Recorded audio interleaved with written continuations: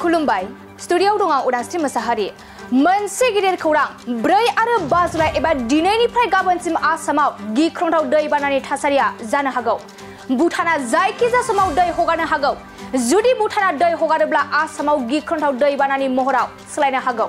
नंगौ, एनडीआरएफ आरो एसडीआरएफआ गासैखौबो सांग्राङै थानो बिथोन होदों।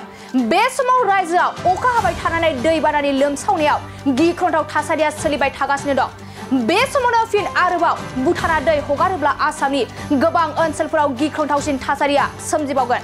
नंगौ, भुटाना जायखिजाया समावनो दै हगारनो हागौ। थारैनो दिनै आरो गाबोननि समा आसामनि थाखाय गिख्रंथाव थासारियाव सोमजिनो हागौ।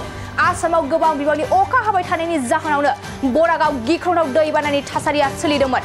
आरो आसामाव बेफोरबायदि दैबानानि थासारिखौ लानानैनो गिबि मन्थ्रि डक्टर हिमन्त बिश्व शर्माया दुखु मोननाय फोरमायदों।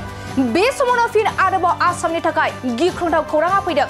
नंगौ, भुटाना जायखिजाया समावनो दै हगारनो हागौ आरो भुटाना दै हगारोब्ला आसामनि गोबां ओनसोलफोरनि थाखाय गिख्रंथाव महराव सोलायनो हागौ।